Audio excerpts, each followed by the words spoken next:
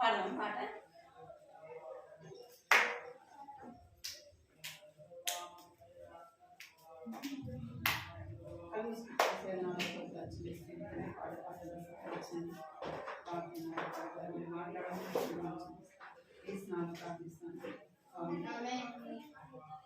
స్తుతించి పాడేదా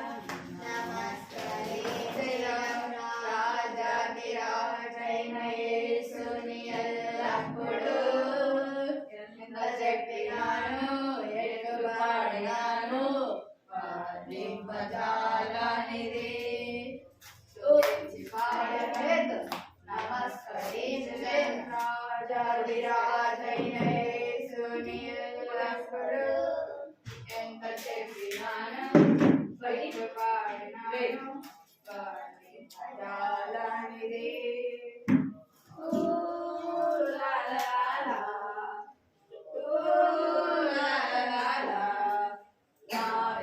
గొప్పవాడు నా ప్రభు గొప్పవాడు.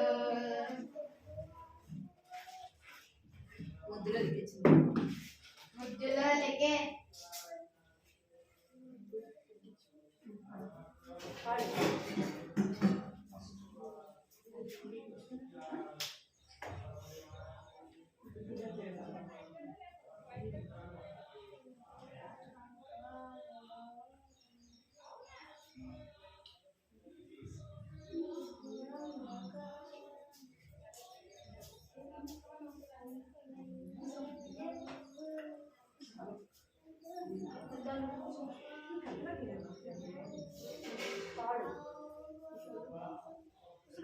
ముద్దులకే సిని నడితో మృదువైన పెదవులతో ముద్దులకే సిని నడితో మృదువైన పెదవులతో అబద్ధాలు చెప్పద్దు నిజమే చెప్పాలి.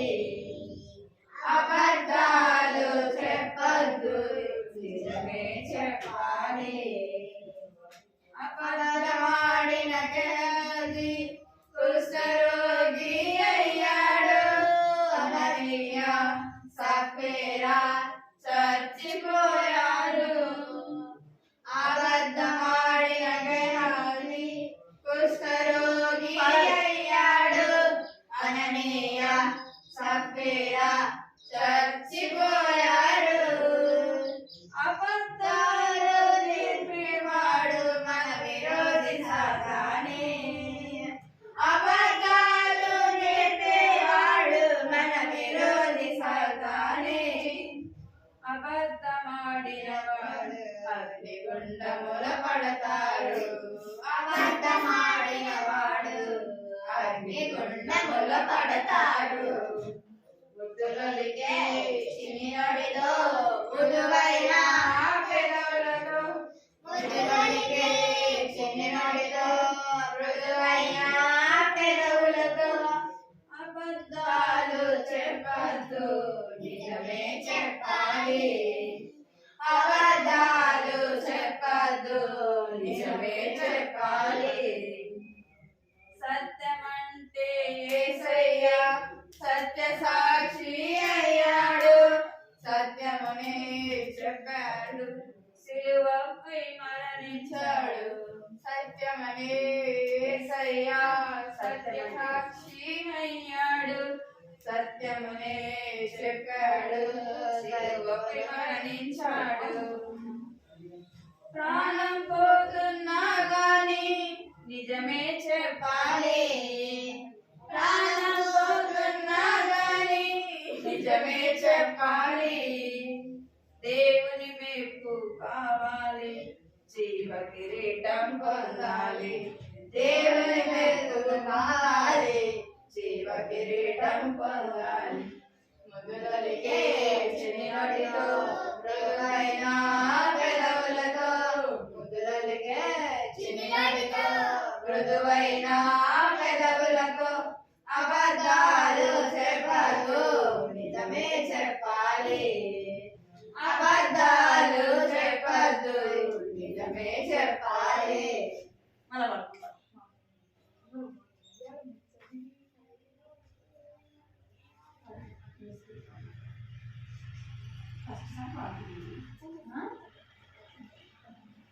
పాడ మళ్ళా పాడ ఇదే పాట మళ్ళీ పాడాలి. పాడండి మీరు. అక్కడ మీరు ఎక్కడ చూడాలి, అక్కడ చూసి చేయాలి. తీసుకురా ముందుగా ఎక్కడ తీసుకురా వెనకో.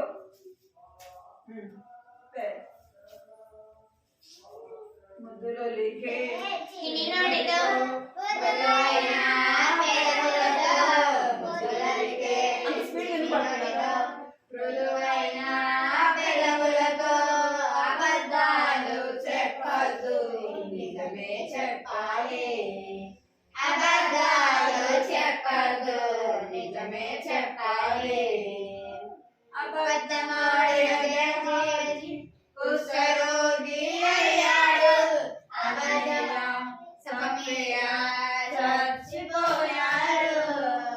అబద్ధమాడిన కుష్ఠరోగి అయ్యాడు, అయ్యా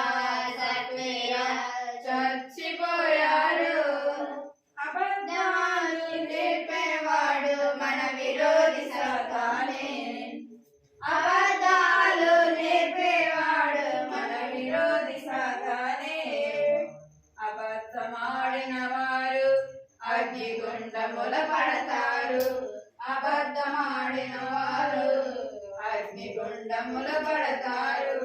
ముద్దులొలికే చిన్ని నోటితో మృదువైన పెదవులతో ముద్దులొలికే చిన్ని నోటితో మృదువైన పెదవులతో అబద్ధాలు చెప్పద్దు, నిజమే చెప్పాలి. అబద్ధాలు చెప్పద్దు, నిజమే చెప్పాలి.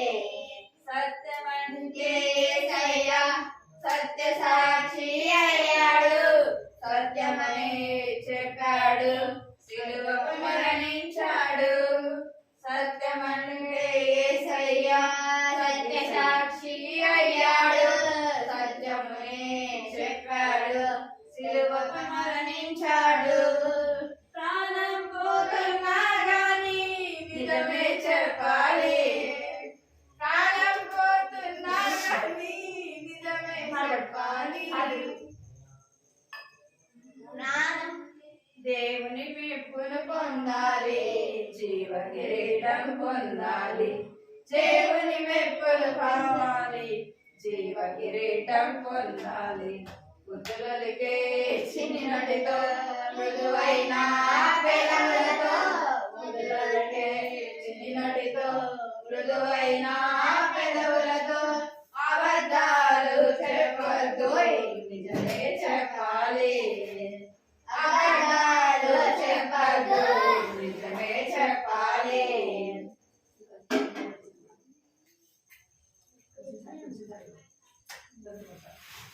నోడా చిన్నదానా యేసుని నమ్మావా, నమ్మకపోతే నరకమని యేసు చెప్పారా, బైబిల్ చెప్పారా. నోడా చిన్నదానా యేసుని నమ్మావా, నమ్మకపోతే నరకమని యేసు చెప్పారా, బైబిల్ చెప్పారా. ప్రతిరోజు గుడిలో దేవుని పిలువమంటారా, పసలు పెద్దలు మా వాళ్ళంటూ దేవుని నమ్మకంటారా. ప్రతిరోజు గుడిలో దేవుని పిలువమంటారా, పసలు పెద్దలు మా వాళ్ళంటూ దేవుని నమ్మకంటారా.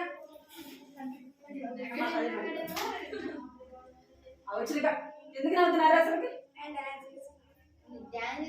వచ్చిన కాడికి 2 లైన్లు ఈరోజు మళ్ళీ లైన్ మళ్ళీ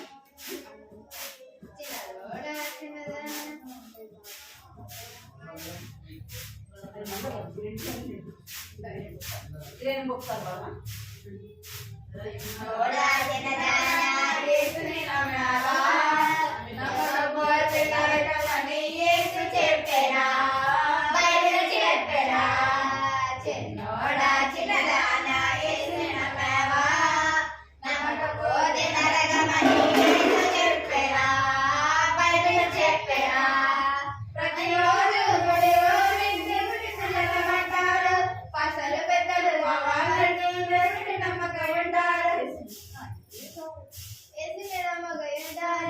ప్రతిరోజు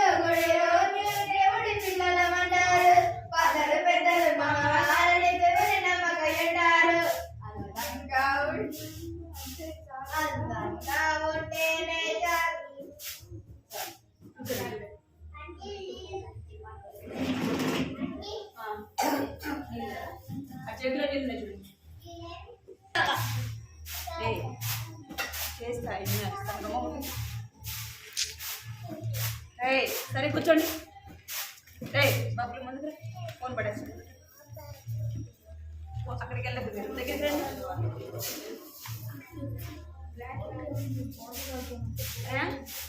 మాట్లాడుకుంటారా? నేనేం మాట్లాడా నువ్వు దగ్గర కూర్చోవద్దు.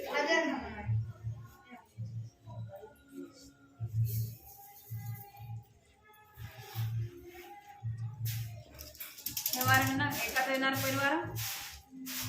చేతులు కట్టుకోండి మీరు అందరూ. మీరు కట్టుకుంటే నన్ను కట్టుకోమంటారా? చేతులు కట్టుకోండి మీరు అందరూ.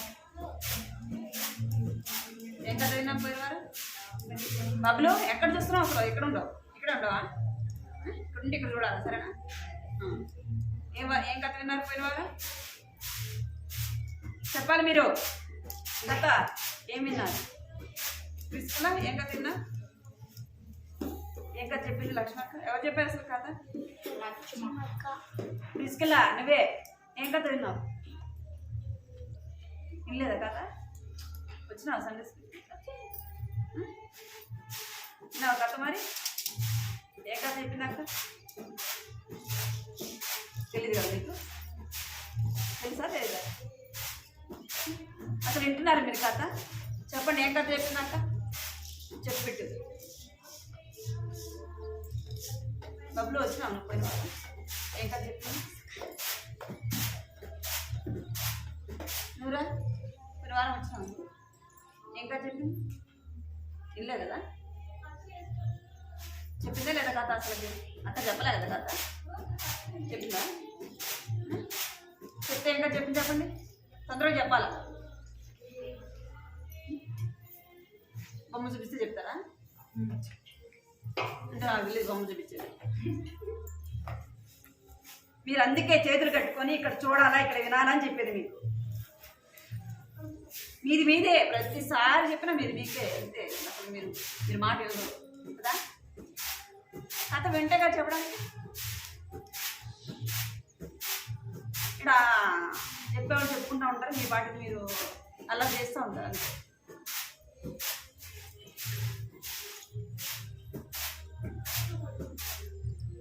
పోయిన వారం కథ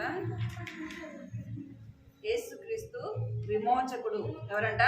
యేసుక్రీస్తు విమోచకుడు. అక్క పోయిన వారం కథ ఆయన నీ విమోచకుడుగా ఉండగలడా? ఎవరంట? యేసుక్రీస్తు విమోచకుడు. ఆయన నీకు విమోచకుడుగా ఉన్నాడా? అర్థమైందా? పోయిన వారం కథ. ఇప్పుడు కథ దేవుని ఆజ్ఞలు మీరడమే పాపము. ఏమంట? కథ ఏంటి? ఇప్పుడు కథ ఏం చెప్పాలి? ఏయ్ ఇక్కడ చెప్పాలి. ఇప్పుడు కథ ఏంటి? వికీ కథ ఏంటి? ఇప్పుడు దగ్గరికి రాను. ఇప్పుడు కథ ఏంటి? దేవుని ఆజ్ఞ మీరడమే పాపము. దేవుని ఆజ్ఞ మీరడమే పాపము. అది పడేస్తాడు అందుకే కదా బైబిల్ వల్ల పెట్టు. దేవుని ఆజ్ఞ మేరడం. ఇక్కడేనా ఇంకా ఏమంట? దేవుని ఆజ్ఞ మేరడమే పాపం. అంటే మేరడం అంటే ఏం చెప్పండి? మాట వినకపోవడమే పాపము. అర్థమైందే? దేవుని వాక్యానికి లోబడకపోవడమే పాపము కదా? దేవుని యొక్క పెద్దలైన వారు ఏదైనా చెప్పినప్పుడు ఆ మాట మనం వినకపోవడమే ఏమైందంట? అదే పాపము అని బైబిల్ చెప్తుంది కదా? దేవుని ఆజ్ఞ మీరడమే పాపము. దేవుని యొద్దకు పాపం చేసిన మనము దేవుని ఆజ్ఞ మీరడం మనము దేవుని యొద్దకు రావడం అంటే ఏం చెప్పండి? చిన్నపిల్ల తీసుకో. దేవుని ఆజ్ఞ మీరిన మనము మళ్ళీ ఎవరి దగ్గరికి రావాలి? ఎవరి దగ్గరికి రావాలి? దేవుని దగ్గరికి రావాలి. దేవుని దగ్గరికి వచ్చినప్పుడు యేసుక్రీస్తు నీ సొంత రక్షకునిగా నువ్వేం చేయాలా? అంగీకరించాలా? ఏం చేయాలంట? యేసుక్రీస్తుని సొంత రక్షకుడుగా అంగీకరించం. పాపం ఏం చేస్తుందంటే మనల్ని ఏం చేస్తుంది? బంధిస్తుంది. పాపం ఏం చేస్తుందంటే మనల్ని ఎట్లా బంధిస్తుంది? అందుకే ఇందాక అంకుల్ చెప్పాడు కదా, పాపముల చేత మనం ఏమైపోయినామంట?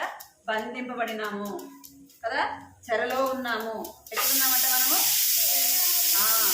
పాపం అనే చెరలో మనం ఉన్నాము. బంధింపబడిన వారంగా మనము ఉంటూ వచ్చినాము.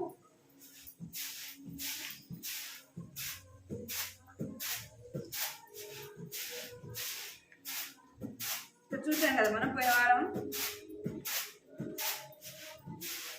పాపంలో చెరలో ఉన్న వారిని పాపం ఏం చేస్తుందంటే మనల్ని బంధిస్తుంది, మనల్ని బంధించింది.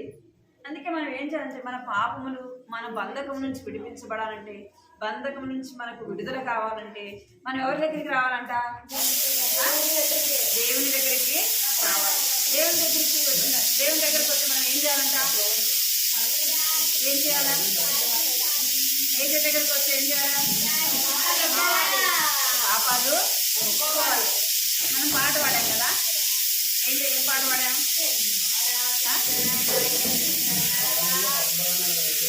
చిన్నోడా చిన్నానా దేవుని నమ్మేవా కదా. నమ్మకపోతే ఏముందంట? నరకము. అర్థమైందా? అబద్ధాలు చెప్పేది ఎవరు? ఎవరు? అబద్ధాలు చెప్పిన గెహాజీకి ఏమొచ్చిందంట? దుష్టరోగము వచ్చింది. అర్థమైందా? గెహాజీకి ఏమొచ్చింది?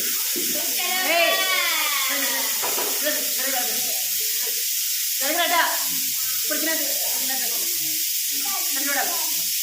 గెహాజీ ఏం చేశాడంటే ఎలీషా దగ్గరికి వెళ్ళి అబద్ధాలు చెప్పాడు.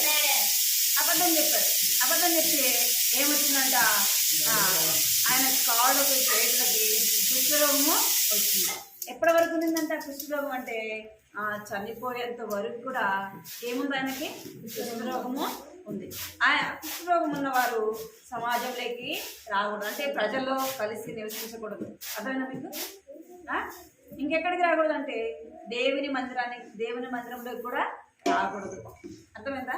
అబద్ధాలు ఏం చెప్పకూడదు? అబద్ధాలు ఎప్పుడు కూడా చెప్పకూడదు. అంటే అబద్ధాలు చెప్పడం ఏంటంటే పాపము. అర్థమైందా? అబద్ధం చెప్పడం అంటే ఏంటి? అబద్ధాలు చెప్తే మనం ఎక్కడున్నట్టు? పాపంలో ఉన్నాము. పాపం సాతాను మనల్ని ఏం చేస్తుందంటే బంధించి ఉంచుతుందంట. ఏం చేస్తుందంటే సంఖ్యల చేత. ఈ బాబుకు ఏమున్నాయి? ఇక్కడ చేతులకు సంఖ్యలు వేయబడి ఉన్నాయి. ఎప్పుడు? తన పాపంలో ఉన్నప్పుడు. ఇంకా అబద్ధాలు చెప్పిన అననీయ సఫీరా అను వారిద్దరు కూడా ఏం చేస్తూ వచ్చినారంటే అబద్ధాలు చెప్పారు. పెన్ను ఎగరేది ఏం చేశారంటే అననీయ సఫీరా అబద్ధాలు చెప్పారు. అబద్ధాలు చెప్పారు. వాళ్ళు ఎవరి దగ్గర చెప్పారంటే పేతురు అంకుల్ దగ్గర చెప్పారు. నేను మరలా వచ్చే వారం ఇదే కథ అడుగుతాను, చెప్పాలి. మీరు పేర్లు చెప్పా. ఎవరి పేరు చెప్పాను? ముందు అబద్ధం చెప్పిన ఆయన ఎవరు?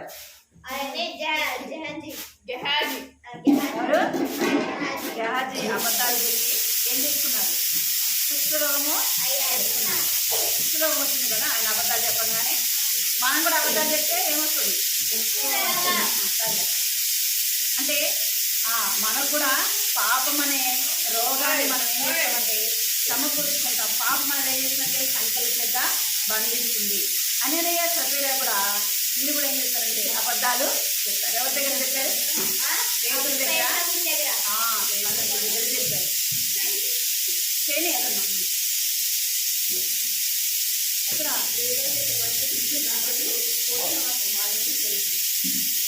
ఏమంటే పాపము అననీయ సభ్యురాన్ని ఏమైపోయారంటే చచ్చిపోయారు. వారు అబద్ధం చెప్పి ఏం చేశారంట? చచ్చిపోయారు. మనం కూడా అబద్ధాలు చెప్తే మనం కూడా ఏమైపోతాం? ఆత్మలో చనిపోతాము. అర్థమైందా? మనం చేసే ప్రతి పాపానికి కూడా దేవుడి దగ్గర మనం ఏం చెప్పాలంట?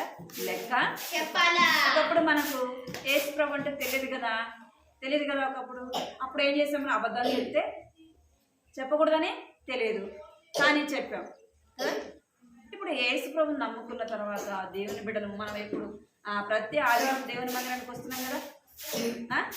దేవుని మందిరానికి వస్తున్నప్పుడు మనం ఏం చెప్పకూడదు? అబద్ధాలు చెప్పకూడదు. యేసు ప్రభు ఎలాంటి వాడు? సత్యవంతుడు కదా. పాట పాడాం కదా. యేసు ప్రభు ఎలాంటి వాడంట? సత్యము. ఆయన సత్యమే చెప్తాడు కదా. మనం కూడా మరి దేవుని బిడ్డలుగా ఏం చెప్పాలా? సత్యమే చెప్పాలా. ఎప్పుడు చెప్పాలా అంటే ప్రాణం పోతున్నా కూడా ఏం చెప్పాలంట? సత్యమే చెప్పాలి. అంటే సత్యం అంటే ఏంటి?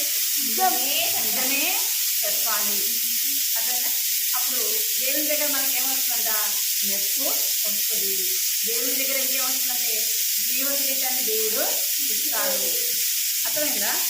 ఈ బాబు తన పాపంలో తను బంధించబడినప్పుడు ఏం చేశాడంట అంటే ఏం చేశాడంట చెప్పండి. ఇక్కడ ఏం చేస్తున్నాడు? ఎరుతో ఇక్కడ ఏం చేస్తున్నాడు? ప్రార్థన చేస్తున్నాడు.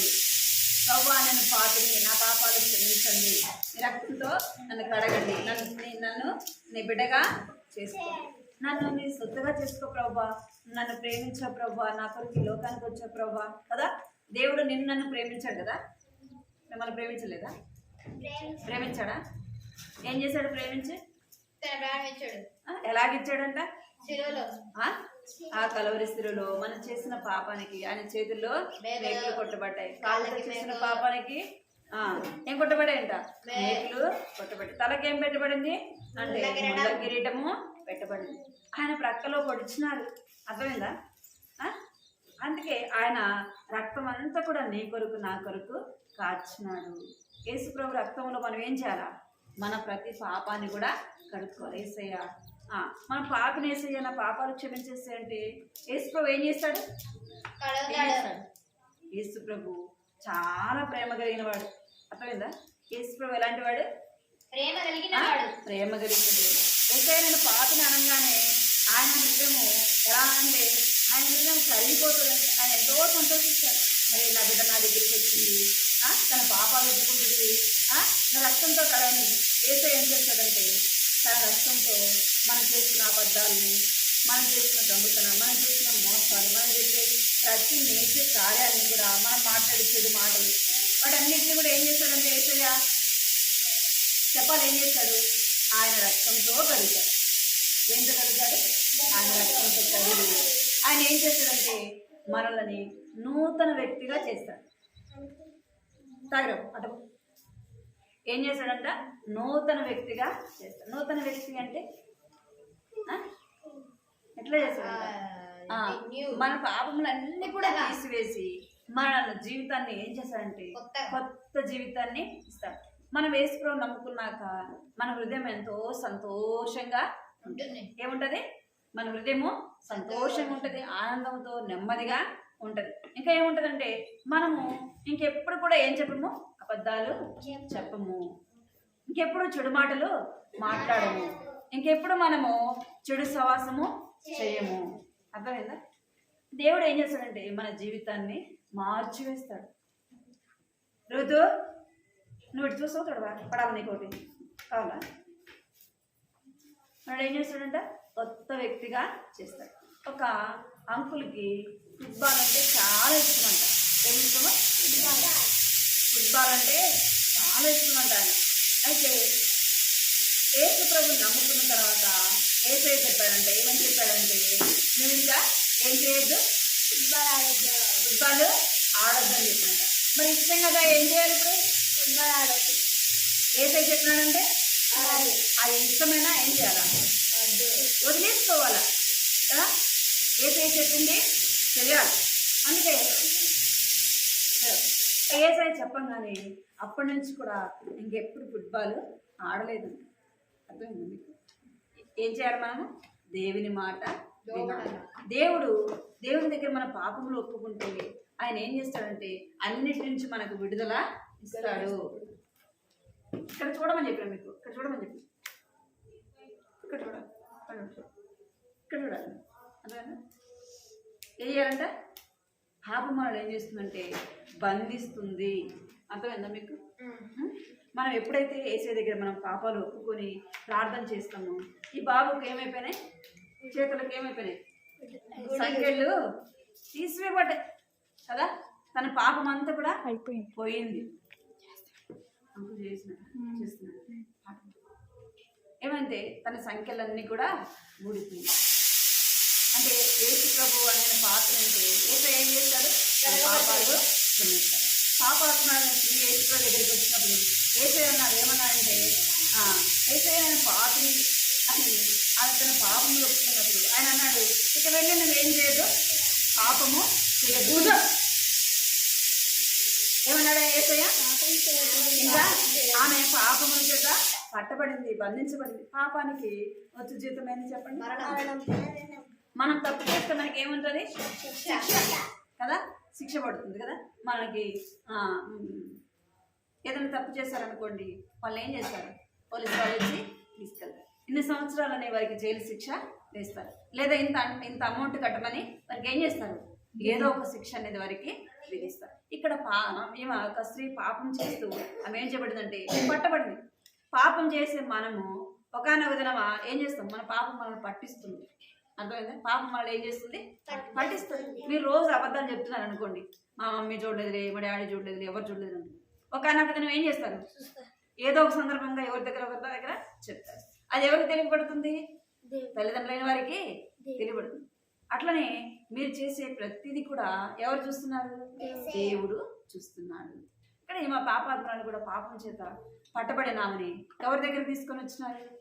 యేసు ప్రభు దగ్గరికి తీసుకొచ్చినారు. ఎందుకు అంటే యేసు ప్రభు పరిశుద్ధుడు, అందుకే ఆయనకి శిక్ష విధించాలని ఊర్లో వాళ్ళందరూ కూడా తీసుకొని వచ్చారు.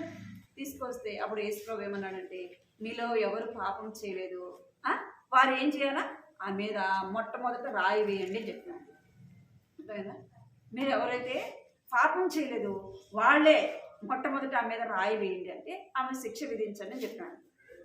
అంటే అప్పుడు అలాగే మీలాగే చిన్నపిల్లలు పెద్దవాళ్ళు అందరూ వచ్చినారంట. అందరూ వస్తే అందరూ పాపం చేశారు. ఎక్కడ చూడాలి? మీరు ఎక్కడ చూస్తున్నారు? మీరు అసలు సరే కూర్చోరు మీరు అసలుకి.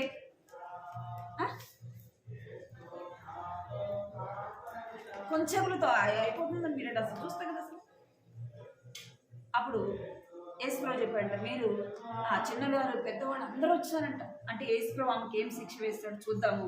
ఇప్పుడు ఎవరైనా దొంగ దొరికాడు అనుకోండి, ఏం చేస్తాం? ఊర్లో వాళ్ళందరూ వస్తారు కదా, వాడిని ఎట్ట కొడతారో చూద్దాం, వాడిని ఏం చేస్తారో చూద్దాం. అందరూ వస్తారా? పిల్లలు పెద్దోళ్ళు అందరూ వస్తారు కదా. అట్లనే ఆమె పాపాత్మరాలని స్త్రీ పట్టబడింది. అందరు ఊర్లో వాళ్ళందరూ కలిసి ఆమెను ఎక్కడికి తీసుకొచ్చారు? యేసుప్రభు దగ్గరికి తీసుకొచ్చారు. అప్పుడు యేసుప్రభు కూర్చొని ఆ నేల మీద రాస్తూ ఉన్నాడంట. ఏందో ఆయన రాస్తా ఉంటే అప్పుడు అందరూ వచ్చారంట. ఆయన పిలిచినారంట, చూడు ప్రభా, ఈమె పాపం చేసింది, ఈమెను పట్టుకొని వచ్చినాము, ఈమె శిక్ష విధించు అని చెప్పారు. చెప్పగానే యేసు ప్రభు ఏమనలేదండి, ఎక్కడైనాలి ఇక్కడ చూడాలి మీరు. అప్పుడు యేసు ప్రభు చెప్పాడంటే, ఏమని చెప్పాడంటే, మీలో ఎవరైతే అబద్ధాలు చెప్పకుండా, దొంగతనం చేయకుండా, మోసం చేయకుండా, చెడు మాటలు మాట్లాడకుండా ఎవరైతే మీరెవ్వరూ పాపం చేయలేదు, ఎవరైతే పాపం చేయలేదు వాళ్ళు మొట్టమొదటి ఆ మీద రాయి వేయండి అని చెప్పారు.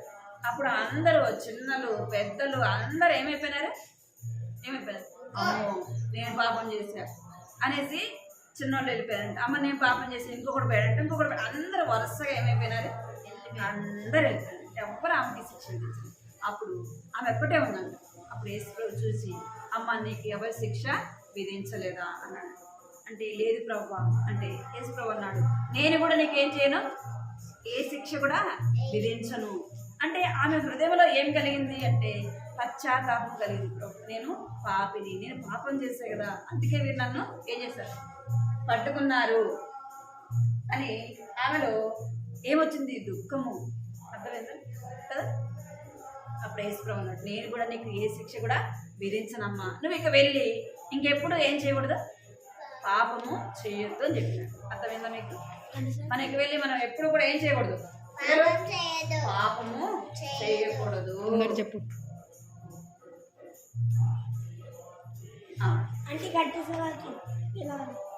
రండి త్వరగా రండి, చాలా ఫోన్ తీసుకెళ్ళాలి త్వరగా. కంటే చెప్తే పలకండి. కాబట్టి ఇప్పుడు క్రీస్తు యేసునందున్న వారికి ఏ శిక్షా విధి లేదు. పలకాలి అందరూ. పలకాల. కాబట్టి ఇప్పుడు క్రీస్తు యేసునందున్న వారికి ఏ శిక్షా విధి లేదు. రోమా రాసిన పత్రిక 8వ అధ్యాయము 1వ వచనము. మోకరించండి ప్రార్థన. మోకరించాలి ప్రార్థన త్వరగా. ఫస్ట్ తినద్దని చెప్పిన పడతాడు అందరికి. మోకరించాలి. కళ్ళు మూసుకోవాలి అందరు కళ్ళు మూసుకోవాలా. దేవుడి తిన్నది ఇప్పుడు కళ్ళు మూసుకోవాలి. కాళ్ళు మూసుకోవాలి అందరూ కళ్ళు మూసుకోవాలి. కేసే మీ కొందనాలు స్తోత్రాలు చెల్లిస్తున్నాను తండ్రి. ఇంతవరకు కూడా ప్రభావ సహాయపడుతున్నాను. కొందనాలు చెల్లిస్తున్నాను తండ్రి. కథ విన్నారు మరి పాపం ఒప్పుకొని విడిచిపెట్టి ప్రభావ నా తండ్రి మన సొంత రక్షణ అంగీకరించడానికి సహాయం చేయండి. వారి కొరకు ఈ లోకానికి వచ్చి ప్రాణం పెట్టిన దేవుడు కొందనాలు చెల్లిస్తూ రోమారాసిన పత్రిక రాయబడినట్టుగా క్రీస్తు వారికి ఏ శిక్ష విధి లేదని సెలవిస్తున్నారు ప్రభావ. నాటి తండ్రిలో వారు సహాయపడమని కొందనాలు చెల్లిస్తూ ఏ స్నామంలో ప్రార్థిస్తున్నారు తండ్రి. ఆమేన్.